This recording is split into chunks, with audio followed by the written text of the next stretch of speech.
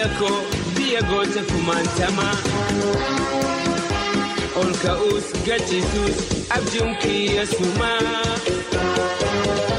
abdiin koo hawwiin koo suma galmi kiyya. Hello and welcome to the weekly edition of Voice of Oromia, coming to you on Fresh Air Radio, KFAI 90.3 FM Minneapolis and 106.7 FM St. Paul, kun Sagalee Oromiyaati. Sagaleen Oromiyaa torbaan irraa guyyaa tokko alhadda dilbata yookiin sanbata guddaa sa'a 5 jidduu afaan Oromootiin Fresh Air Radio 90.3 Minneapolis fi 106.7 St. Paul irraa qunnamtii qilleensarraan isin wajjin godhu kanarraa amma jalqaba. Dhaggeeffattoota Sagalee Oromiyaa jaalatamoo akkam ooltan har'a guyyaan 19 baatiin Guraandhala barri 2017 qophii har'aaf isinii qabnu keessatti oduu akkasumatti illee odeeffata isiniif qabna wallee garagaraatiin isin bohaarsina beeksisa adda addaatiinis waa isin yaadachiisuudhaaf ni tattaafanna walumaa galatti sa'aa takkittii tanaaf ballama keessan sagalee teessan Sagalee Oromiyaatii wajjin akka gootan isinaaf irra kanatti oduu to'anaa itti dhihaadha.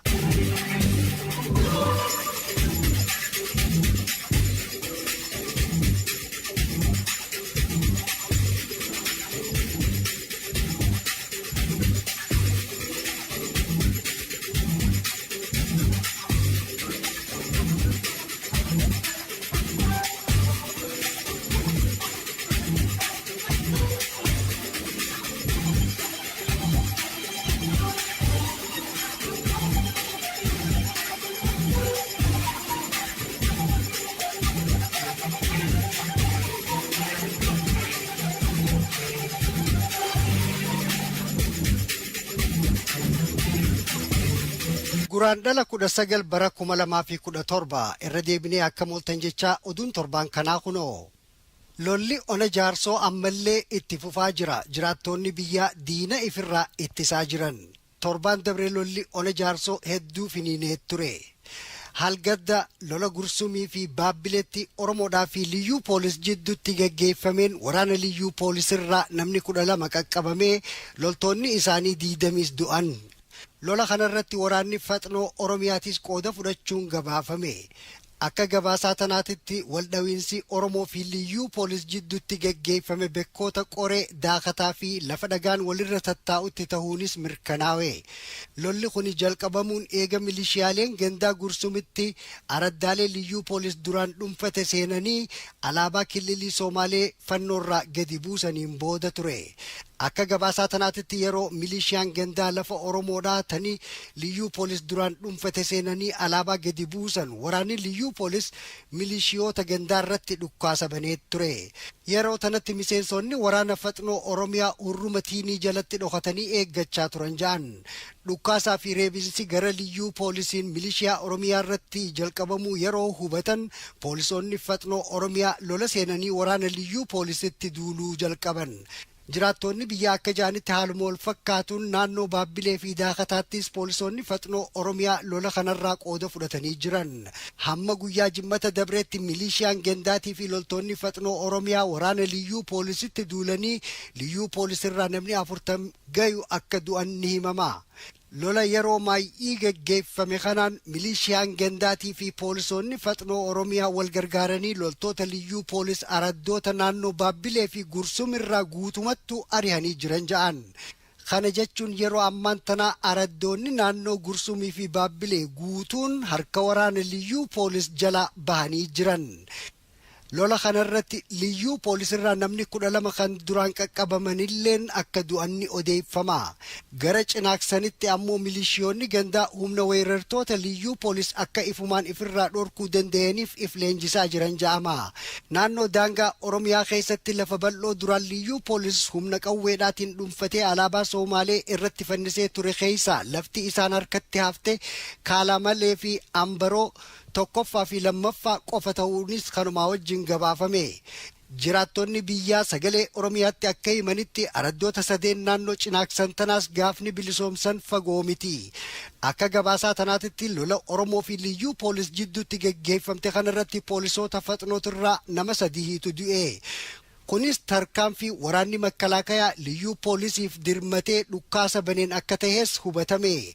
Waa'ee dhukkaasa makkalaakayaa kanarratti miseensonni makkalaakayaa oduu dho'isaadhaan gadi baasanirraa akka hubatametti loltoota makkalaakayaatirraahis namni 5 akka du'an ni odeeffama. Gabaasaa tanaa wajjin akka hubatametti miseensonni waraana liyyuu poolis kanneen madaawanii fi akkasumatti illee miseensonni waraana makkalaakayaa kanneen madaawanis hospitaala Kaarraamarraa kan magaalaa Jijjigaa jiru geeffamanii achitti wallaanamaa jiran. Miseensonni liyyuu poolis kanneen madaawan lakkoofsi isaanii amma dura hin beekamne. Gabaasaan tuni akka jettutti yeroo ammaan tanaa Gursum Cinaaksanii fi Baabbileetti poolisoonni Faxnoo Oromiyaa nama 100 gahan ramadamanii jiran. Poolisoonni Faxnoo kun tarkaanfii milishaan gandaa humnoota liyyuu poolisii irratti fudhatu irratti milishaadhaaf dirmatanii tarkaanfii fudhachuun isaanii humnoota makkalaakaadhaatii fi isaan jidduu walitti bu'iinsa fiduun waan hin oolle warri ja'an hedduudha. Keessattuu lola torbaan dabree keessatti harka poolisoota Faxnootiin loltoota makkalaakaatirraa namni 5 du'uun walitti bu'iinsi hammaachuudhaaf akka jiraatu namaaf mirkaneessa warri ja'an hedduudha. Gara biraatiin waraanni makkalaakayaa humna liyyuu poolis gargaaree Oromoo irratti dhukkaasuun mootummaan wayyaanee suduudaan ummata Oromoodhaatii fi humnoota Faxnoo Oromiyaattis duula banuu agarsiisa warri ja'an hedduudha. Torbaan dabre humna isaanii jabeeffachuudhaaf wayyaanonni maqaa liyyuu poolisiin sossoohan waraana makiinaalee 4 guutuu Cinaaksanitti erguunii fi waraana biraa kan makiinaa 4tti fe'ames Baabbileetti erguun ni yaadatama. Akka gabaasaa achirraa nu geessetti heddomminni waraana liyyuu poolis Oromoorraa humaa fiduu dadhabee makkalaakayaan aaraan bakka liyyuu poolis buutee lola jalqabdullee isaan lamaanuu tarkaanfii Oromoo irratti fudhataniin fashalanii baqatanii jiran. Poolisoonni Faxnoo Oromiyaa suduudaan gara OPDO'dhaatiin ajajamanii yookiin ammoo miseensonni humna tanaa obboleeyyan isaanii kan Oromoo miidhamu arkuu dadhabanii lola kanatti akka seenan amma dura addaan hin beekamne. Daawwattoonni garii akka ja'anitti yookaan OPDO'n suduudaan humnoota Faxnoo ajajje ta'e wayyaaneedhaa fi OPDO jidduutti rakkoon dhalachaa akka jirtu tilmaamuun naman dhibu ja'an. Yoo garuu Faxnoon fedhii isii qofaan milishiyaa Oromoodhaatii wajjin dhaabbatte kan lola liyyuu poolisii fi waraana makkalaakayaa irratti bante taate tarkaanfiin wayyaanee maal ta'uudhaaf akka jiraatu amma dura hin beekamu. Lolli torbaan kanaa wanni mirkaneesse loltoonni makkalaakayaa Basaqqeessatti humnoota liyyuu poolisiif dirmatanii milishiyaa Oromoodhaatii fi poolisoota Faxnoo Oromiyaa akka diinaatti ilaaluu isaaniiti. Qubsuma Booranaa tan naannoo Gujiitti argamtutti lola liyyuu poolisiin namni 20 caalu du'an. Oduun godina Gujii ona Liibanirraa nu dhaqqabde akka jettutti loltoonni liyyuu poolis torbaan dabre godinaa tanatti bobbahanii weerara kanaan ilmaan Oromoo kanneen weerarri kuni dhufuudhaaf akka jiraatu hin hubatin nama 23 ajjeesan ja'ama. Akka gabaasaa tanaatitti namoonni weerara waraana wayyaaneedha kan maqaa liyyuu poolisiin if moggaasee kanaan miidhaman namni 25 yeroo ammaan tanaa hospitaala Nageellee Booranaatii fi hospitaala Hawaasaatti mollaanamaa jiran. Loltoonni liyyuu poolis kun lafa Booranaa kan weeraranirraa qabeenya guddaadhaan saammatanii jiran. Gara waraana wayyaanee kan maqaa liyyuu poolisiin bobbaheerraa jiraattonni Booranaa nama 4 yoo ajjeesan isaan liyyuu poolisirraa du'an hundinuu miseensota waraana makkalaakayaa wayyaanee ta'uu jiraattonni biyyaanii dubbatan. Gabaasaa tanarraa akka hubatamutti maqaa liyyuu poolisiin kanneen ummata Oromoo Baalee, Booranaa fi Harargee irratti weeraraan bobbahaa jiran hundi humnoota wayyaaneedhaa qofa ta'uu namatti mul'isa. Bobbaa marraa tana wayyaaneen maqaa liyyuu poolisiin if moggaafte godina Gujiitti duulteen namni hedduunis akka madaawan hubatame. Naannuma Gujii ona Booranaa kana keessatti bakka takkitti qofatti abbaa fi ilmaan isaa 4tu loltoota liyyuu poolisiin ajjeefaman ja'an. Baqattoonni Oromoo Suudaan magaalaa Kaartuumitti hiriira nagayaa bahan. Oduun magaalaa Kaartuum biyya Suudaanii baatu akka jettutti sababa mootummaan Suudaan wayyaaneedhaan wal taatee baqattoota Oromoodhaa miidhaa jirtuuf diddaa agarsiisuudhaaf baqattoonni Oromoo biyya Suudaan jiraatan hiriira mormii bahanii iyyachuun gabaafame. Booddeen kana poolisoonni mootummaa Suudaan baqattoota qaqqabanii xalayaa eenyummaa ittiin beekaman baqattoota irraa fuudhanii cicciruudhaa fi kaardii san haarayaan baafachuudhaaf qarshii biyya Suudaan 6,000 gaafachuudhaatu himama. Kaardiin hayyamaa tani biyya Suudaaniin jiraatan duratti qarshii Suudaan 200 yoo bitamtu sababa hin beekaminiin gatiin isiidhaa ol kaatee 2,000 seentee jirti. Yeroo ammaatti namni maallaqa san kafaluu hin dandeenye kan harka isaatii hin qabne bara tokkoo fi qarshii 12,000 kafaluudha adabaman ja'ama. Hiriirri Oromoon biyya Suudaan godhes imbaasii wayyaanee kan magaalaa Kaartuum jiru duratti akka ta'es kanuma wajjin gabaafame. hiriirri biraa Awurooppatti kan firii Dr. Mararaa and all other political prisoners jechuudhaan qindaa'ee guyyaa guraandhala yookiin Februaarii 16 gaggeeffamuun gabaafame. Hiriirri kun sarbamiinsa mirga namoomaa kan wayyaaneen Itoophiyaa humna waraanaatiin dhuunfatte keessatti gaggeessitu balaaleffachuudhaaf ilmaan Oromoodhaa kanneen hidhaa jiran sababa tokko malee ta'uu aangaa'ota Awurooppaadhaatti agarsiisuudhaaf qophaa'ee ja'ama. Torbaan dabre Dr. Mararaa Guddinaatii fi namoonni isaa wajjin galmee takka keessatti himataman hojii shororkaatti hojjettan jechuudhaan himatamanii jiran. Daawwattoonni garii akka ja'anitti manni heeraa fedhii wayyaaniidhaatiin kan hojjetu waan ta'eef murtii haqaa ni kenna je'ee namni irraa eeggatu tokkolleen hin jiru. Nama karaa nagayaatiin malee lolli dhoorkaadha jee umrii isaa guutuu falmaa ture Dr. Mararaa arraantana maqaa shororkaatiin harka wayyaaniidhaatitti hidhamee yakkaaf dhihaachuun daawwattoota hedduu ajaa'ibsiisee jira. Miidhagaa lolaatti wayyaaneen uummata walga'ii yaamtee barsiifachaa jirti. Gabaasaan naannoo miidhagaatirraa sagalee Oromiyaa dhaqqabdee akka jettutti wayyaaneen Oromoo naannoo miidhagaa lolaa walitti yaamtee haara'oomsaa fi misooma isin barsiisaa turre isiniif xumurra jechuu daran isin jaarra jechuun gabaafame. Akka gabaasaa tanaatitti keessattuu dargaggeeyyii jaarreeti hojitti isin bobbaafna jechaanii jiran.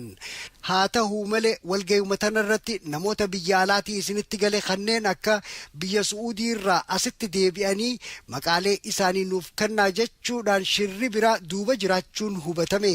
Jiraattonni biyyaa kanneen achitti walga'an garuu tana bakka biraatiin dhaqadhaa ja'anii yaada dabballoota OPDOdhaa kanneen shira kanaan dhufan harkatti busheessuun gabaafame. Gara biraatiin wayyaaneen ammallee Oromoo akka ummataatti xiyyeeffattee nama hedduu hidhuu itti fuftee jirti. Godina Arsii dhihaa magaalaa Dodolaatti torbaan dabre sababaa hin beekaminiin dabballoonni OPDOdhaa humnoota poolisiidhaatii wajjin magaalaa fi naannoo isii keessa yaa'anii nama 11 hidhanii jiran. Akka gabaasaa tanaatitti gaafa fincilli Oromiyaa keessatti deemaa ture ummata kakaaftan jechuudhaan akka ta'es gabaafame. Gabaasaa tanarraa akka barametti tarkaanfii tanaan wayyaaneen dubartii abbaan warraa bira hin jirrellee hedduu hidhuun hubatame. Magaalaa Naqamtee keessattis waraanni koomaandii poostiidhaan gaggeeffaman dargaggoota Oromoo karaarra yaa'an qaqqabanii telefoona harkaa saamuudhaatu dhagayama. Akka gabaasaa tanaatitti wayyaaneen suuraadhaa fi fakkii viidiyoo yookiin immoo wallee warraaqsaa telefoona isaanii keessa barbaaddi ja'ama. Walleen warraaqsaa telefoona keessatti argamnaan ragaa godhattee dargaggeeyyii hidhatti darbiti ja'an. Olompiik meedaalist Fayyisaa Lalisaa maatii isaatiin wal qunname. Gabaasaan magaalaa Miyaami Filooridaa irraa baatu akka mirkaneessitutti Fayyisaa Lalisaa kan bona bara dheengaddaa wal dorgommii Olompiikaatiin fiigiinsa maaraatooniidhaatiin moohee lammaffaa bahee haadha warra isaatii fi ilmaan isaa lamaanii wajjin dirree xayyaaraa magaalaa Miyaami Filooridaatti wal qunname achirraa gara bakka jiru isaa Arizoonatti waliin deebi'an. Fayyisaa fi maatii isaatiin baga gammaddan ilmaan Oromootis baga gammaddan jenna. Bombiin makiinaa takka magaalaa Magdishoo biyya Soomaaleetti dhukkaatee namni 30 du'an. Dhukkaasa kanaaf namni itti gaafatama fudhate tokkolleen hin jiru. Yeroo biraa gaafa dhukkaasni akkanaa ta'u Alshabaab daftee nuutu godhe jechuunis ni hubatama. Marraa tana garuu dhukkaasa kanaan namni 30 du'ullee namni itti gaafatama fudhate tokkolleen hin jiru. Daawwattoonni garii akka jaanitti garuu warri farmaajoon filamuurraa akka jabaa aara qaban wayyaaneen tarkaanfii akkanaa tana fudhachuun isiidhaan mala ja'an. Siisiin Keeniyaa daawwachuufi. Booddeen kana mootummaan Misraa biyyoota Ugaandaa, Kibbaa, Suudaan, Jabuutii fi Eertiraa wajjinis qunnamtii dippiloomaasii cimsitee jirti. Tarkaanfii tana hunda siisiin fudhachuun maaliif akka ta'e dirratti himamuu baatullee dubbiin tun ijaaramiinsa kuurii abbayyaatiin walitti hidhaadha warri ja'an hedduudha. Dhaggeeffattoota sagalee Oromiyaa jaalatamoo oduun irraa raawwatte.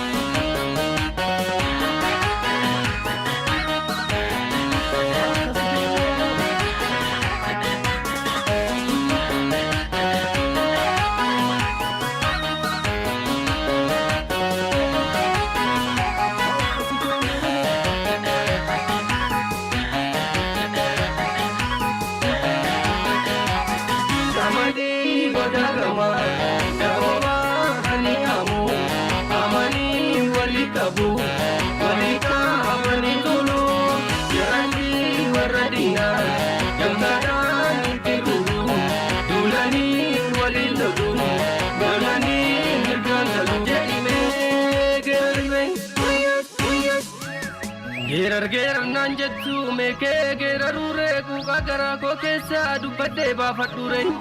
Kuuqaa garaa koo keessaa dubbadhee baafadhuure baasee obbaafadhuure takkaarra naannessuure. Takkaarra naannessuure takkaarra naannessuure takkaarra naannessuure. Oromoo koo lammii koo qomoo koo na dhageessa kan biyya alaaf keessaa.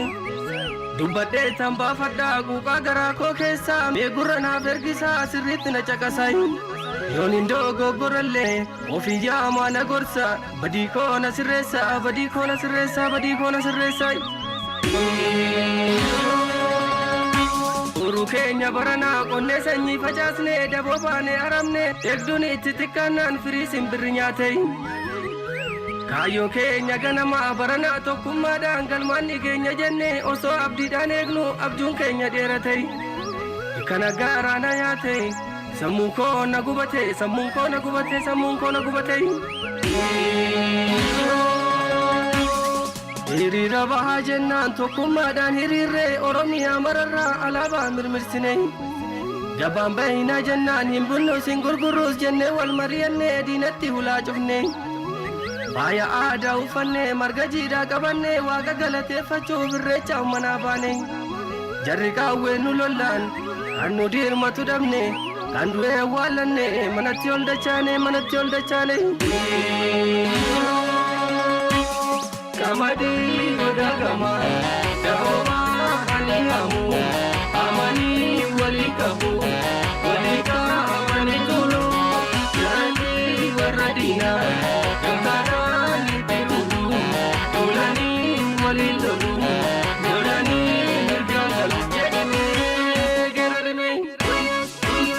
Beekaafayyuun Oromoo kan keessaa fala jirtu komiinsin irraa qabaa na dhaggeeffadhaa martu. Osoo uummanni keenya roorroo diinaan rakkatu tokkummaa uumaa jedhee isinitti waakkatu marii jettanii teessanii wal qocoltu. Wal dhabdee nama dhuunfaa siyaasatti jijjiirtu karaa sooshaal miidiyaa walirratti ololtu. Kanatu qabsoodhaare waan garaa nama nyaatu waan garaa nama nyaatu waan garaa nama nyaatu. Muka guddaa dulloomee ol dhaabbachuu dadhabee jigee karaarra ciisu qottootitti baay'atan. Saba guddaa gabroomee walii galuu dadhabee gareedhaan yaa'u yartuutitti dhaadatan. Oromoon silaa hayyu Oromoon silaa hayyu Oromoon silaa goota maalumaaf didee yaadaan gargar facee laata. Yaa Rabbii si kadhanne yaa Waaqaa si kadhanne mala nuu dha'i gooftaa mala nuu dha'i gooftaa mala nuu dha'i gooftaa. Obsi naan jedhu garaa maalii na obsaa kolfi naan jedhu ilkaa maalii na kolfay. Hirribniinis na dideeme akkam ta'e rafaa imimmaan haadha qeerroo odeesse dhalashii dhabdee fuula koo dura dhufay. Yoo walii gallee qofa qabsoonis itti fufaa qomoo koo jajjabaadhaa dukkanni ammaa tullee gaaf tokko numa ifaa gaaf tokko numa ifaa gaaf tokko numa ifaa. Como koya lamiko, mura, mura nesi nurako. Como koya lamiko, mura, mura nesi nurako. Como koya lamiko, mura, mura nesi nurako. Como koya lamiko, mura, mura nesi nurako. Kabagi baya lamiko, mura, mura nesi nurako. Bahadi haya lamiko, mura, mura nesi nurako. Kesafala ya lamiko, mura, mura nesi nurako. Waligala ya lamiko, mura, mura nesi nurako. Mura, mura nesi nurako. Mura, mura nesi nurako. Igni lamiko lole, ilisumma dangale. Abunga busenate, igni amboti lole. Abunga busenate, kambishoftu dangale. Abunga busenate, igni arsiti lole. Abunga busenate, kambaletti dangale. Abunga busenate, igni gujiti lole. Abunga busenate, kamborana dangale. Abunga busenate, igni hararge lole. Abunga busenate, kangarayu dangale. Abunga busenate.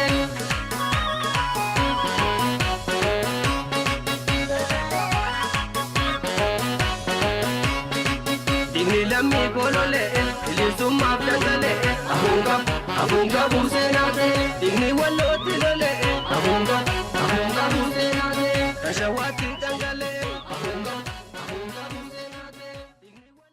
Sagantaan sagalee Oromiyaa deeggarsa Elsa Abaateetii fi Addis Traavil ni gargaaramaa muuxannoodhaa fi ogummaa bakka bu'ummaa waggoota 15 oliif qabnutti gargaaramuudhaan addunyaa guutuu keessatti karoora deemsaaf qabdan irratti isin gargaaruudhaaf qophiidha. Addis Traaviliin bakka mijaawaa 1821 Yuunivarsiitii Avenuu Seenpool keessatti argama. Odeeffannoo caaluu argachuudhaaf 656 duwwaa yookiinis addistravel.net irratti nu qunnama. KFAI's upcoming Day of Black History Month programming on February 21st is supported by North Point Health and Wellness Center. North Point is a multi-specialty medical, dental, and mental health center and human service agency located in North Minneapolis. North Point's mission is partnering to create a healthier community. More information at northpointhealth.org or at facebook.com/northpoint. Support for KFAI comes from the Electric Fetus, your local record store for over 48 years. Now paying cash for used records in excellent condition. The Electric Fetus, 4th Avenue South at Franklin, or at efetus.com. First Year Community Radio will observe Black History Month with special programming on Tuesday, February 21st. Listen for music, documentaries, storytelling, and spoken word. 18 hours of art and conversation that reveal and celebrate significant events in Black history. Tune in from 6 a.m. to midnight on Tuesday, February 21st for Black History Month on KFAI. More information at kfai.org. The Internet Geeks at IP House are proud supporters of KFAI Community Radio. IP House provides internet hosting and access for your community, large or small. More information is available at iphouse.com. Dhaggeeffatoota sagalee Oromiyaa jaalatamoo akkuma oduurratti dhageessanitti torbaan dabre kana Fayyisaa Leellisaa kan bara deengaddaa Oloompiik irratti fiiginsa maaraatooniidhaatiin moohee bakka lammaffaadhaa bahee achumaanuu harkasaa walqaxxaamursee qabsoo uummanni Oromoodhaa biyya keessaa godhaa jiru wajjin dhaabbachuusaa in solidaaritii jechuudha. Dhaabbachuusaa mul'isee sanumaa wajjin addunyaa guutuu keessatti rakkoon ilmaan Oromoodhaa biyya keessaa qaban kan uummanummaan cunqurfamaan Itoophiyaa keessatti qabu mara akka hubatan godhe yeroo ammaan tanaa torban dabre kana keessa jechuudha. Warri isaa ilmaan isaa dhufanii jiranii magaalaa Miami biyya isteeta Floridaadhaatti wal qunnamanii achirraa gara bakka jiru isaanii karaa Arizonaatti waliin bararuu isaaniitiitu dhagamees mul'atees gaafa Fayyisaa Leellisaadhaa uummata Oromoodhaatiif qooda guddaadha baasee gumaata guddaa namni tokko kophaa isaa sadarkaa guddaadhaatti baase ka sadarkaa isaa baase ni jira yoo jaan yeroo ammaatitti haga har'aatitti wanni irraa beenu hin jiru keessa caalaa baase hin jiru jechuun akkuma gaariitti danda'ama. Kaammasaa waa'ee Oromoodhaa addunyaa tanarratti dhageessisuu danda'e tokkolleen hin jiru dhugumatti bagaa gammadde jennaani ilmaan Oromoodhaatilleen ka gammachuu isaatiif gammaddan martinuu baga gammaddanii isin jechuu barbaada.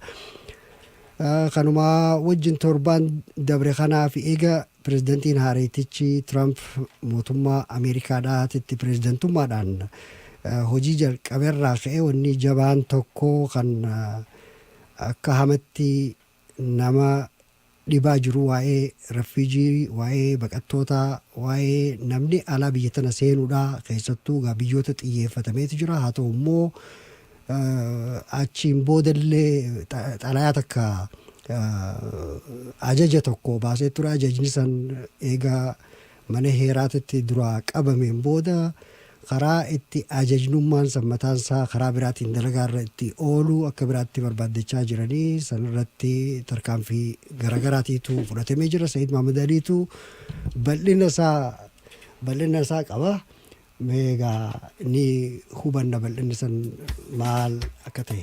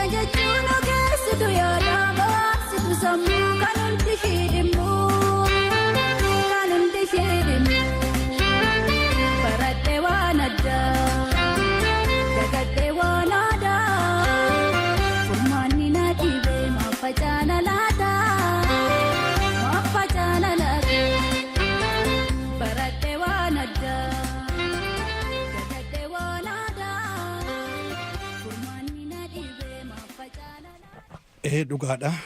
Waan akka biyya ofii wanni ta'u hin jiru. Qilleensi biyya ofiitu dhiyaana biraa dhiisiti. Garuu akka hiree ta'ee baqattummaan tun ilmaan Oromootti karaa ta'aa jirti. Baqattummaa tanarraa yoo dubbannu dhugumatti nu hundinuu baqataa waan taaneef jecha waan hedduu namuyyuu muuxannoo adda addaa qaba. Keessattuu karaa irraa dubbachuu barbaade gabaabatti wama beeytan tokko baqataan ammaan tana Oromoo karaa kamirra mee maalirra jira kana adda gabaabsinee xiqqoo laallee gara Donald Trump ammoo gara Ameerikaa siyaasa Ameerikaatti deebina. Wanni irraa dubbachuu barbaade dhiyeenya kana gara Yaman kanatti yoo laalle akkuma dur wanni addaa haarawaa akka ta'e ijoolleen xixiqqoon gartee umrii 15-16 biyya san dhaquu isaaniiti. Akka namoonni achi jiran nu himanitti kan nama gaddisiisu ilmaan karaa deemaniitiin inumaayyuu gara huffeessa yookaan saharaa kana keessa deemanii biyya o'aa san keessa deemanii galaana qaxxaamuranii deeman kun wama duraan biyya fagooyyuu waan sa'a lamaallee nama deemuu hin dandeenye jedhamee ilaalama. Garuu akkaataa nama gaddisiisuun ilmaan xixiqqoon tun dhaloonni boroo kun biyya keessaa ori'uun isaanii waan akkaan nama gaddisiisu jedhan. Inumaayyuu Yaman keessallee gara Saawud Arabiyaa dabruudhaaf daangaa irratti qabamanii namoonni kun akkaataa garaa nama naasisuun dhumuu isaaniitiif himama. Hedduun isaanii kaciisan barandaa biyya Arabaarra ciisaa jiran. Yaman ifiyyuu lolarra jirti biyya akka malitti miidhamte ilmaan Oromoodhaa kun dachii guutanii barandaa kana jala akka boyte bulan namni argu dhugumatti wayita harka namaa jala gartee daabboodhaaf harka qabatan waan akkaan nama gaddisiisu ta'utu himama. Kun hundinuu garaa nama nyaata. San qofaa miti. Eegasii biyya ollaa sanii Saawud Arabiyaa yeroo hiixan lammiiwwan Oromoo hedduutu biyya san keessa jira. Hedduun isaanii teessoo biyya sanii iqaamaa akka jedhamu qaban. Kanneen qabanillee ammootu haala adda addaatiin haara'umsuudhaaf rakkinna guddatu isaan mudataa jira.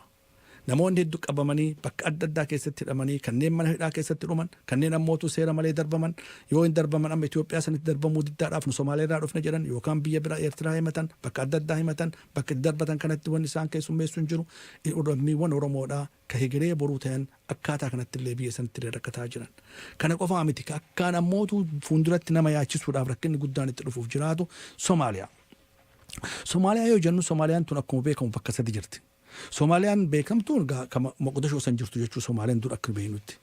Garuu ammoo amma Oromoon heddumminaan ka jiru Somaalee laandi ka jedhamu kan amma wayyaaneen akka gaariitti wajjin jirtu sanii fi akkasumattis ammootu Puuntlaand ta jedhamtu san keessattuu magaalaa Basaasooti. Magaalaa Basaasoo san keessatti sodaan uummanni Somaalotaa qaban namni achi dhaqe namni biyya kana jirtan mee gaafadha Somaaleen achi dhuftu nu sodaachisaa jira Oromoon kuni Oromoon galaanaa nurraan garagalee jira hegereen biyya tana osoo filmaanni ka deemu taate biyya kana keessatti irra caalaa harka baasuu danda'u Oromoodha. Silaa filmaata illee keessa seenuu hin danda'ani dhugaadha. Itti hirmaachuu illee hin danda'an jechaaf jechuu isaaniiti. Hojjechaa jedhama. Kanaaf Somaaliyaa kana keessatti illee haalli adda addaa uumamee hokkara tokko yoo uumame nageenya uummata Oromoo kanaaf yaachisa guddatu akkaan waan nama yaachisu jira jechuudha. Gara biraatiin Somaalilaand ammootu Somaalilaand kana keessa heddummeenaan Hargeysaa jechuudha. Kan magaalaan isii Hargeysaa taate lammiiwwan Oromoodhaa hedduu bal'inaan naannoo san jiran. Gargaarsan argatan. Dalagaa dalaguu hin danda'an. Dalagaan isaan dalanillee gaagaa amma namoonni gariin re'ee tiisuulleen waan akkanaa kanarratti illee akka hirmaatantu baadiyyaa keessatti ammoo wanni kennamuuf illee jiru roorroo guddoo keessatti itti irratti deeffamaa jira akkaan waan nama gaddisiisu jechuudha. Kunis ilmaan Oromoodhaa heegeree boruuti. Isaan kunis akkaataan waan guyyaa tokkotti dhaabbataa jiru miti. Ka galaanarraa hafaniitiin galaana ce'urraa hafanii achi biyya san keessa taa'aa jiran ka galaanaan hin nyaatamin achi keessatti dararaa guddaa argataa jiran. Hireen isaan biyya sadaffaa itti qubatan hin jiru. San qofaa miti. Keeniyaa keessallee hireen akkaan bal'oon hin jirtu. Dhugaadhaa haalli addaan xiqqoo kan duraanillee Keeniyaa kana wayyaa ta'ullee garuu kan nama gaddisiisu maali hireen biyya sadaffaadhaa qubatuudha. Namoota waggaa 15-16 mooraa baqataa keessatti haakumaa keessatti akkanatti ta'anii jirantu achirraa nu bilbilee nu gaafate. Haala akkamitti ilmaan achitti horanii rakkatanii hegereet akka malee ni dhiya ni bari'a ni rafan ni ka'an akkasumatti jiraataa jiran. Kun hoo ilmaan Oromoodhaa hegeree dhaba isaanii mul'isa. Kana alattis irruma fiffiigee dubbachuu barbaada. Itti aanu gaddisiisaan jabaan Jibuutiidha. Jibuutiin tun biyya daangaati biyya keessattuu gartee Oromiyaa bahaa tanatti dhiyaattu. Namoonni hedduu garas dhufan daangaan isiillee gabaabduu waan taateef achuma ceehan. Yoo ceehan Jibuutiin tun ammoo bakka addaata namaaf tuffii qabdu. Oromoota naaf tuffii namummaa fuyyuu tuffii qabdi. Waan biraa dhiisaati. Tuffii guddatu jira. Biyyi sun dhugaadhaan hin galateeffannaa. Uummanni sun uummata nu gargaaree uummata gartee haala adda addaatiin baqataa kana keessummeesse. Haa ta'u irra guddaa wanni mul'atu keessattuu gara bulchiinsaatti tuffii uummata kana irratti mul'atuu fi miidhaa uummata kana biyya gubattuu san keessatti ilmaan Oromoodhaa barandaa kaartoonarra yeroo ciisan arguun hedduu nama gaddisiisa. Hegereen ammoo isaanillee dukkanaawaa ta'ee mul'ata. Kunillee mooraa keessatti galanii waggoota meeqaaf namoota achi keessa jirantu jira. Ka gara biraa akkuma beekamu jireenyi illee xiqqoo wayyaa ta'u Masriidha. Masri keessatti amma hireen asaayilama yookaan ammootu maxxana siyaasaadhaa fudhatuudha fudhatama hin jiru.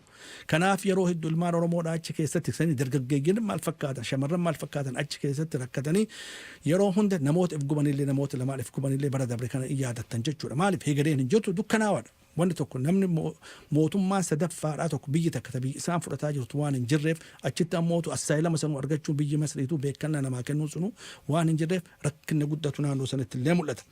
Kanuma kanaaf haala kana fakkaatu waliigalatti baqataan Oromoodhaa akkaan rakkinna keessa jira jechuu yoo laallu daa'imman keessattuu biyya keessaa yaa'an kun akkaan waan nama yaachisu roorroo itti hammaatti miidhaa wayyaaneen geessisaa jiru ka yeroo hundaayyuu gartee komaand poostiin kun dhaabbatee namni tokko gartee mirgi isaanii mulqamee akkaataa jiraachuurra baqatanii biyya alaatti yaa'aa jiranii kunilleen akkaan nama gaddisiisa.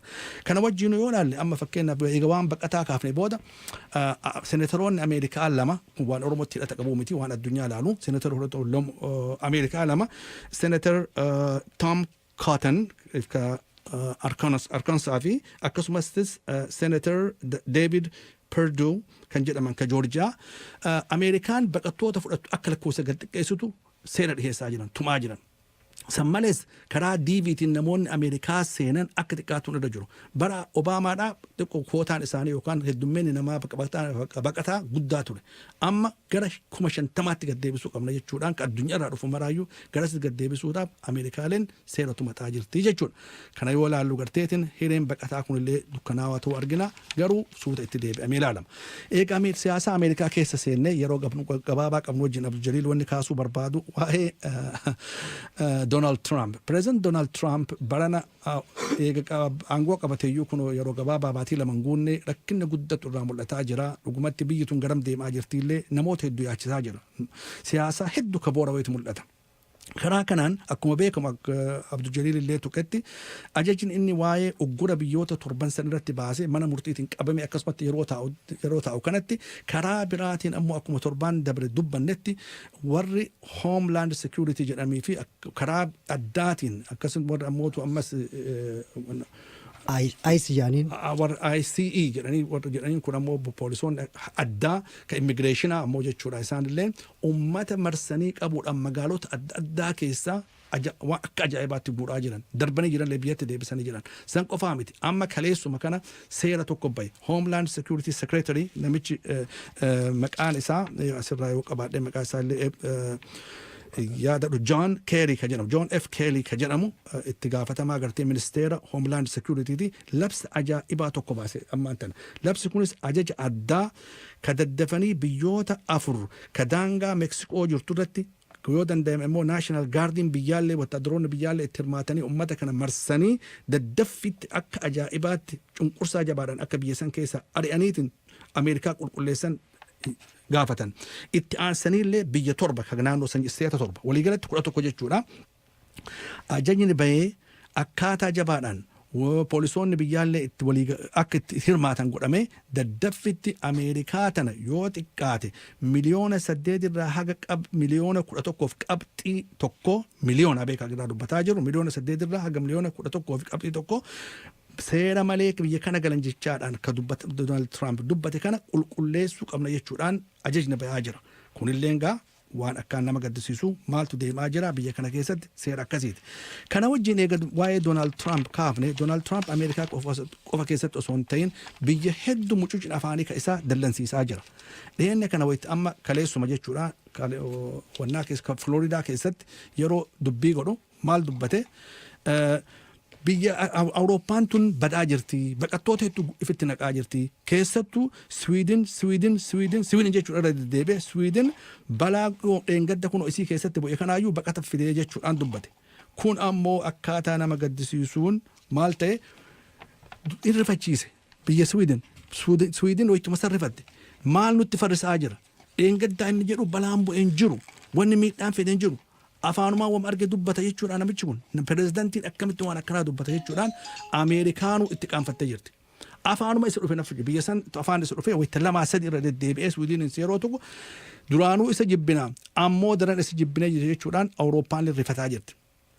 Kana qofaa miti British Parliament British illee yookaan akka biyya England maal jechaa jira Donald Trump akka biyya san dhufeetiin haasawa godhutu yaadamee ture akka biyya san daawwatu amma maal jechaa jiran akka namichi kun lafa san hin dhaqqabne faanti isaa lafa san hin tuqne murtii dabarsuudhaaf irratti dubbataa jiranii kanaafuu akkaataa kanaan Ameerikaan karaa dippiloomaasiitiin rakkinni adda addaa keessa jirti kunillee gartee biyya tana akkaataa jabaan nama yaachisa san qofaa miti. Wanni guddaan ammaan tana mul'ataa jiru biyyuma kana keessattuu Donald Trump gara gaazexeessotaa sabaa himaalee jechuun miidiyaa akka jedhamu kanarratti akka maletti haasawu hamma ammeenyaa tokko darbate jechuun maal jedha diina Ameerikaa yookaan nyaapha Ameerikaa jechuun warra miidiyaa kanaa jechuudhaan dubbate. Kun ammoo miidiyaa dhiisaatii senataroota warra Ripaablikaanii kan isa wajjin filameeyyuu akka maletti dillansiise.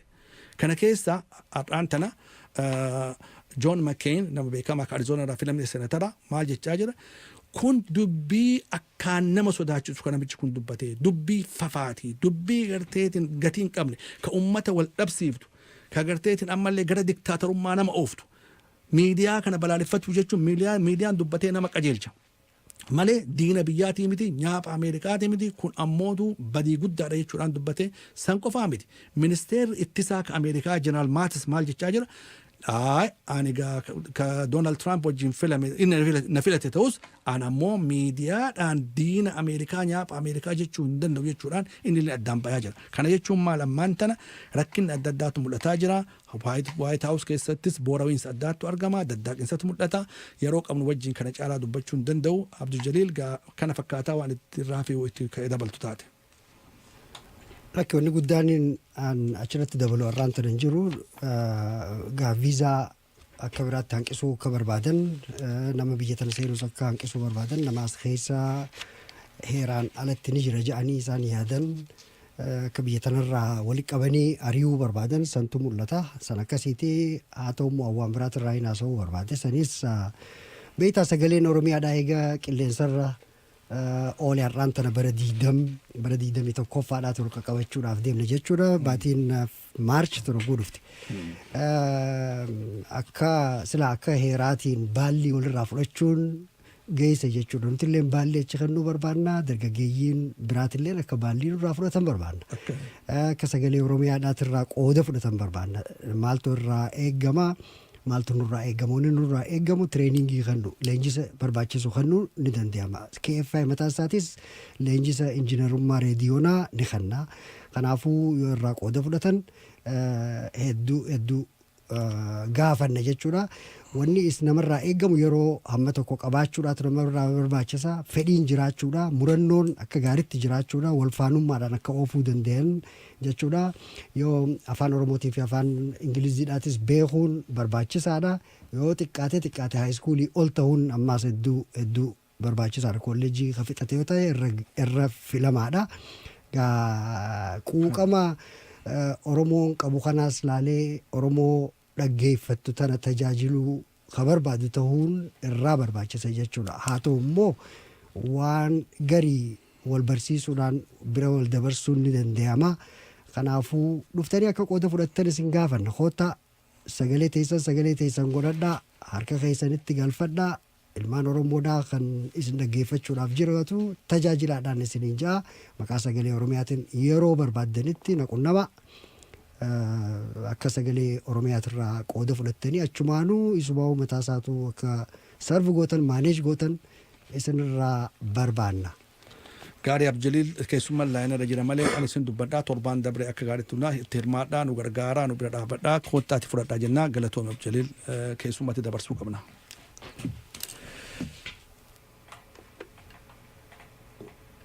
Tole bareedaadha.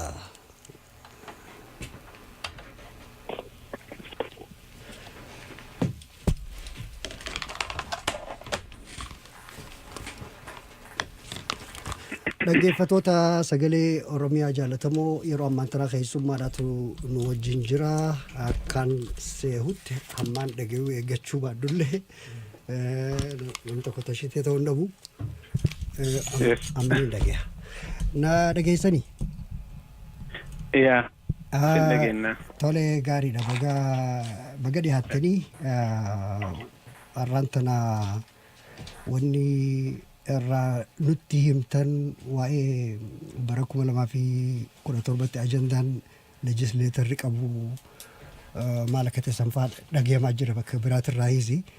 Kanaafuu san irraa nuuf ibsatan maaltu dhagahama maaltu ajandaan maal faadha bara 2017 kan Oromoo laalu. Baay'ee galatooma Abdul Jalil Obbo Said har'a asirratti ka dhiyaanne ana tashitee Minnesota irraa seenaa Jimjimoo Illinois irraa akkasumas immoo D. Abdallah Colorado irraa I think diin bakka kanarratti akka fuulee barsiistee akkasumaan ibsa kanarraa nu gootu siif dabarsa baay'ee galatooma. Tole ayyee itti fufuu dandeessa. Ayyaan ani D. Abdallaati magaalaa Colorado irraayi. Bara 2017 legislative ajandaa kan qabnu waan tokko guddaan kan nuti irratti hojjechuu barbaannu uummata Oromootiif waa'ee House Resolution 864 bara dabree tokkoffaa kan irratti hojjechaa turre. Kanuma ammaas irra deebine akkuma kanuma irratti laabii goonee amma bara kana. Tole. Ni murame isi dura. Okay, itti fufi seena. Ani garuu ni dhagayaa yoo dandeesse itti fufi yoguu kaan ammoo namni biraa itti dabru. Okay. Dean Jalal Ibtisa. So legislative Dean Kadupata Durje Dean Polek in the Keta Rota community with the Walgaho. Legislative agenda Kambara Kumalamafi Kulatorpa. In it Okopana resolution and get the Harpa by Kanajetuta. Resolution Hamabe Kuni hang Gutta Yuto Kabating at Daha Tomale, Ipasate Jatamitoko, Kambarana, Ipoko, David D. Okay, deep Tipopati. Okay. Oh, my Rajatina. Go ahead, let's wire resolution the Patokovidum Satage, Malated. Okay. So, Bakan Abe resolution 861 Ibasadex Data Mitaka. Nutikayon Kenya, Hankadan de Nuti Umata Biakana Congress State Sanataras Erati Rakina Oromo Himne Aka. Wanni biyya keessatti rakkinni uummata keenya irratti oofamaa jiru kun irraa dhaabbatu sani wanni nuti barbaannu jechuu bara 2017 irratti san Tole. afaan Oromootiin. Okay. Maaliif keessaa qaba resolutionii 128 kan ammaan tana ajandaa bara 2017 ta'e kun. Wanni go ahead. wanti inni haaromni Abdul Jalil baay'ee galatoomii wanti House Resolution 128 jedhamu kun wanti haaromni guddaan inni keessaa qabu waa'ee abbootii aangoo mootummaa Itoophiyaa keessaa gubbaa haga jalaatitti qooda fudhatanii ilmaan Oromoo fi saboota biroo irratti miidhaa kanan jenne geessanii yeroo isaan biyya kana bizinesiif ta'ellee waan adda addaatiif ta'ellee biyya kana dhufanii biyya kana keessatti mirgatti koortitti dhiyaachuu akka danda'an ka jedhu akka addaatitti akka seera addaatitti itti dabalameetiin jira waggaa kana. Tole amma sadarkaa kamirra jira inni kun resolutionii kun bakka tam jira bakka koreen wahii tan legislatoroota keessaa warri haawsiidhaa irratti mari'achaa jiran moo yoo irratti mari'achaa jiran ammoo bakka Oromoo irraa bakkitti dhaga'an jira moo hiiringiin faa jira waan akkasii faa beektan. Okay, resolution kun harba akkuma agartee article warri baasirratti olaagtee jettee introduce ta'e processing isaa dura subcommittee Afrikaa Chris Smith dura ta'a presidency subcommittee Afrikaati. So presidentiin kun komitee warra dhimma Afrikaa ilaaluuf kenne. Warri kun irratti voting godha achi booda ammoo foreign affairs dabra. Foreign affairs dabree warri sun yoo dabrisiisee jedhee gara mana buusuuf dhufaa jechuudha. Amma jalqabarra jira haasofni languagein isaa akka guddaa baddeen gaddaayyuu haa ta'u kan amma tashiteen jedhe Global Magnitsky Human Rights Accountability Act of keessaa qaba namoota Oromoo miidhanii biyya kana dhufan persecute ta'uu akka danda'an itti daateen jedha. Okay. Ajandaa biraasan irratti kan ida'uu barbaadee jedhu kan yeroo atiin daqiiqaa kudhan caalaa nuti waan qabnuufi waa'ee hiiringiiti gara kennaa. Hiiringii gaafa maarchii 9 ganama jira. Hiiringiin kun yeroo jalqabaatiifi waa'ee Oromoodhaafi akkasumas saboottan kaawwan keessattuu saboottan akka Amaaraa kan miidhaman Bardeen Gaddaa Oromootti aansee irratti haasa'uuf deemanii mootummaa Itoophiyaa invite godhu, mootummaa Ameerikaa State Department invite godhu, Human Rights Organization adda addaa invite godhu, Oromoo irraa invite nama godhu, achii warra kana mararraayyuu teektamoonii koongirasiin Ameerikaa dhageeffatuuf deemu jira. Galgaltii saniin borumtaa jechuun harbaa galgala gaafa 8 maal akka godhuuf deemu, guyyaan maal akka fakkaatu akkasumas ammoo laabii waan qabnuufi sagaleen keenya kan dhagahamuuf laabii nu godhaa jirruufi Emiilii galgala jira, haasaa guddatu jira, marii guddatu jira, gaafa 8 galgala, gaafa 9 ammoo hiiringii ganama qabna. Tokko hanga sa'a tokko ammoo laabii qabna sa'aatii 2 fi namni marti nuti ofii dhaqee laabii godha. Sana booda ammoo hiriira guddatu jira. Hiriira naannoo boorder Oromiyaa keessatti miidhaan iddoomiyyuu olii ta'aa jiru kan dubbachaa hin jirre kanarratti hedduu iinee boonu sanarratti kan biraa ajandaan legislative baranaarra kan jiru san jechuu barbaadeetiin. Tole 8tti galgala marii guddaatu jira. Eessatti? Amma teessoon hoteeluma kan warra OLC uummata keenyaaf akka mijaa'u jaraaf bakka tokkotti godhaa jirra. Ammaaf achuma teessoo adreesii qomaa hin beeku achitti. 9 ammoo akkuma jee koongirasiiman. Washingtonitti jechuudha. Washington DC. Tole. Gaariidha. Mee naa himi waan raalii guyyaatti aanu achitti gaggeeffamuudhaaf jiraatu yoomii raaliin sanoo waan kanaa hojii akkamitti walitti hidhaadha?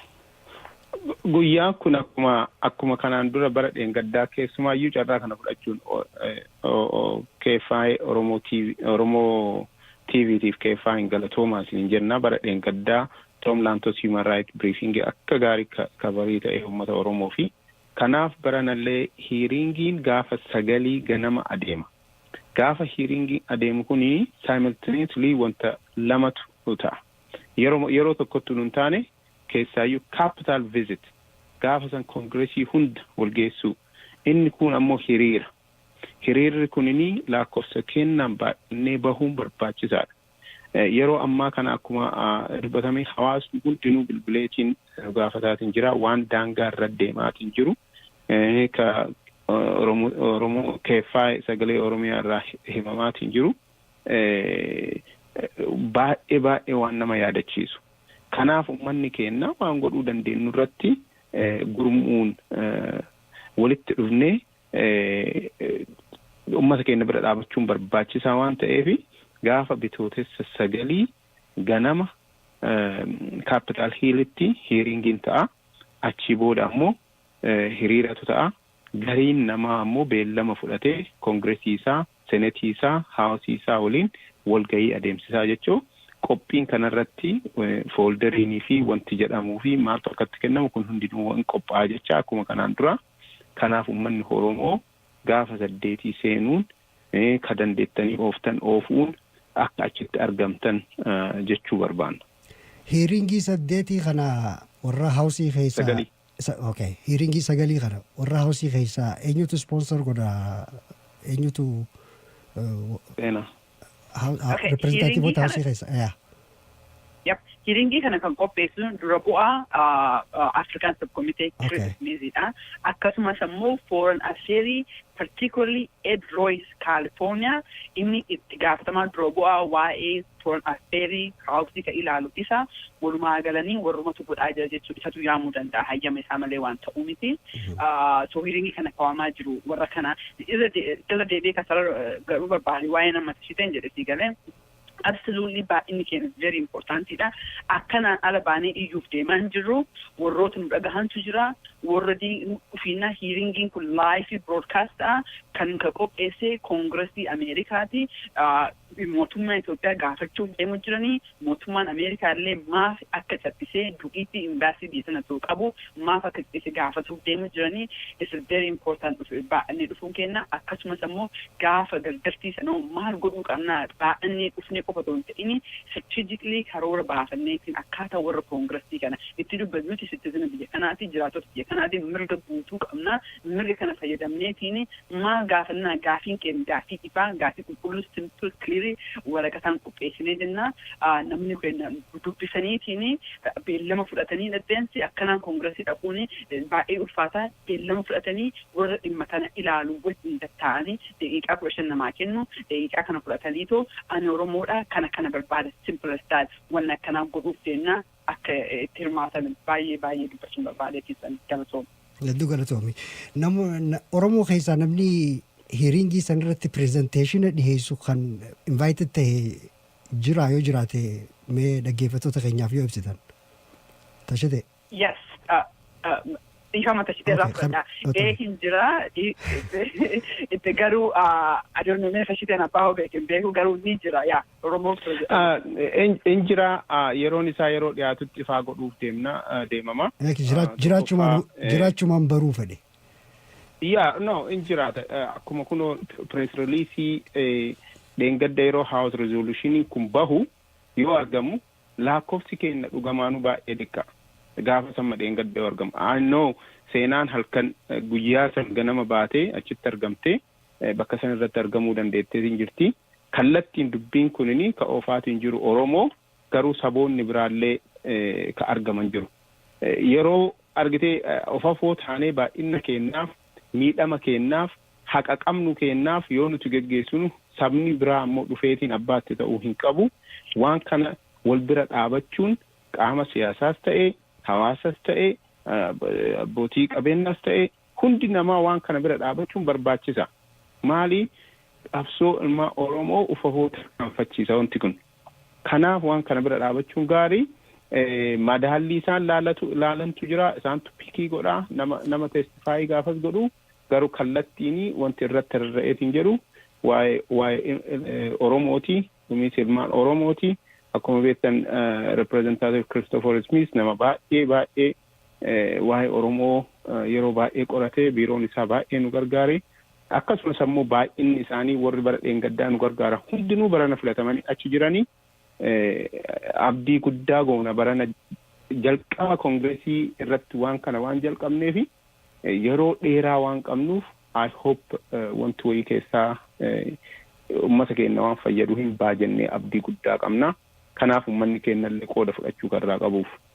Tole ummata keenya irraa maal eedan maaltu irraa eegama nama hedduu isin dhaggeeffachaa jira yeroo ammaan tana ummataan maal ta'a jettan spesifiik waan ta'e. Ummata keenya irraa wanti eegamu ummata keenya biyya kana ka jirtan hundinuu mirga qabdan ka sagalee kennuu dandeettan sagaleen keessanii qarshii mootummaa Itoophiyaa biyya kanatti abbootii ogummaa seeraa qaban irratti jisseetiini sagalee ummata Oromoo ukkaamsuuf yaalu caalaa bakka qaba.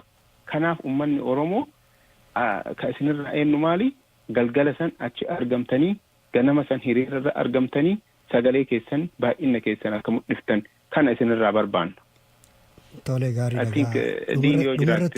Dhumarratti daqiiqaa takka qofa qabdanii yoo dhaamsi biraa hafe nama biraatirraa.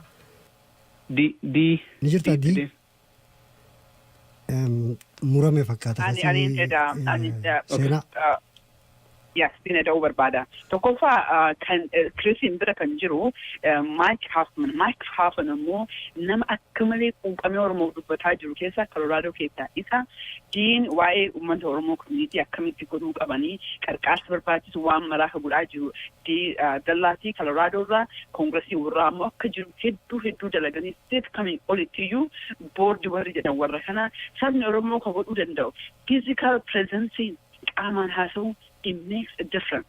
We are citizens ifama nuti citizen biyya kanaati mirga guusuu qaba qaamaan darnu arguun jira akkuma tasaatillee ani yoo hafee homaa rakkoon qabu jettanii yaadina because yogguu laabii deemnu namni martinuu isteeta ofiitiin deema koongiresiin ammoo particularly districtii ofiitiin deema districtii marayyuu dhaquu qabna Coloraadoorraa namni kumaa yoo dhufe districtii 7tu jira nama kumaa kana keessa dhibbaan qoonnee districtii kana marayyuu fiduu qabaachuu qabna yoo akkati baa'annaa arganne warri kun sireesiin fudhatee yoo laabii ani Itoophiyaan bittee alatiyyuu nu dhaga'uun daraa dirqama ta'a kanaafuu hedduu galatoomaa dhufuun keessan beekuun keessan barbaachisaadha saba Oromootiin jedha.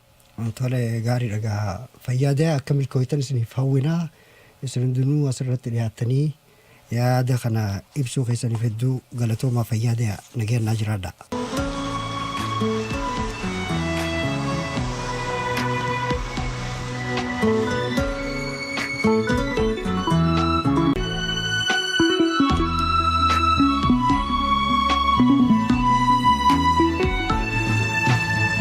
Keetenya ballo barzafi kagallo ala shankura ganna may sarganna wati yo maratu farado himimsitu korma gobe barodu ori warededu ya jiru biya orma Kajitana morma Akamin obseturai Wakayo mudafura